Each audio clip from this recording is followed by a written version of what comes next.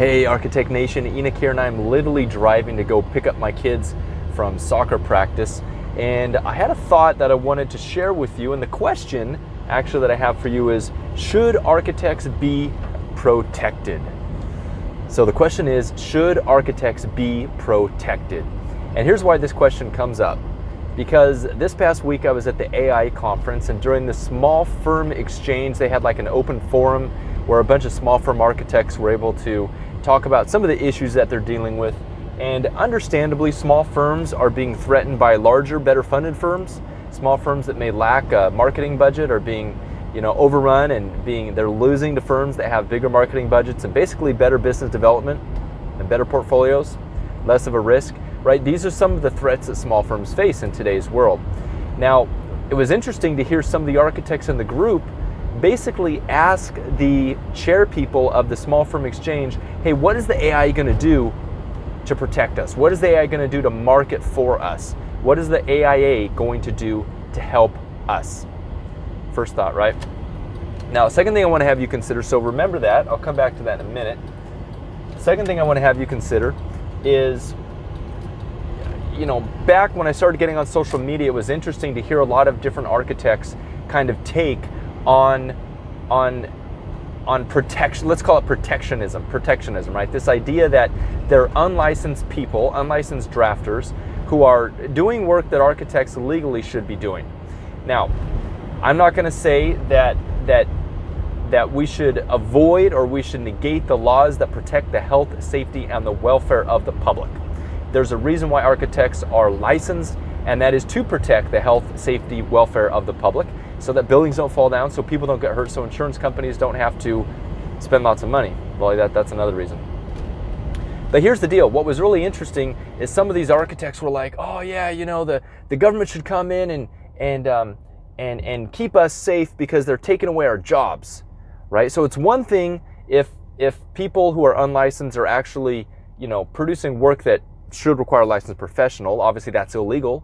But it's another thing to be worried about them taking away your job, right? So this is where we get back to this idea and this question about protectionism, right? So I see this a lot, and this goes back to, in my mind, the difference between the entrepreneur mindset versus the employee mindset. Because here's how the employee mindset goes, AKA, otherwise known as the entitled mindset. I am, therefore I deserve. I am, therefore I deserve. I am, therefore I deserve. In other words, I went to architecture school, I studied to be an architect, I got my license. Therefore, people should just come work for me because I deserve to have projects just because I went through all the steps and I completed the check boxes. Okay, that's the employee mindset. That's what happens if you get a job. If you get a job, you can have someone else who's going to bring in the work, they're going to take the risks, they're going to do the hard stuff so that you can have a steady paycheck and you can just sit down and do what they say. However, when you move into the world of entrepreneurship, when you move into the world of firm ownership, this is not how the world works. Entrepreneurs and business owners who are successful know this one fact, that the only thing that matters is results. They can put in all the effort in the world and they may not get any results. Or they can put in a little bit of effort and they can get amazing results. So at the end of the day, what really matters when you're a business owner is the results that you get. So let's go back to this idea of protectionism. And here's why I think this is a horrible idea. Because protectionism makes you weak. Protectionism makes you weak. So in Hawaii was an unspoilt paradise when Captain Cook originally landed on them. They called them the Sandwich Islands. And at that time, there were literally no rats. There were no poisonous snakes. There's still no poisonous snakes over there. There are rats though. And what happened when these outside invaders came to Hawaii, they absolutely decimated the native bird population, right? So what happened there?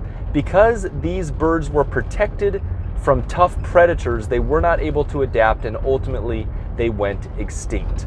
So just as Charles Darwin teaches this whole idea of natural selection, right? What's the idea of natural selection? It's survival of the fittest. So what natural selection does naturally is it breeds the strongest members of a particular group to survive. And that's good for nature, that's good for society.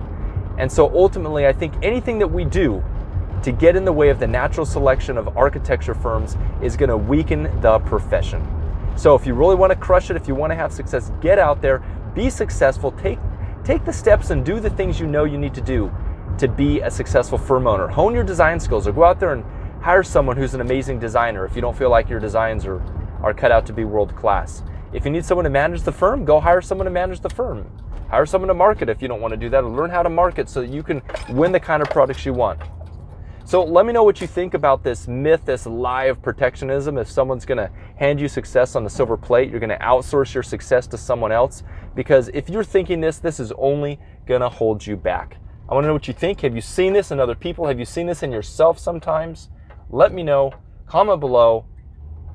And as always, carpe diem.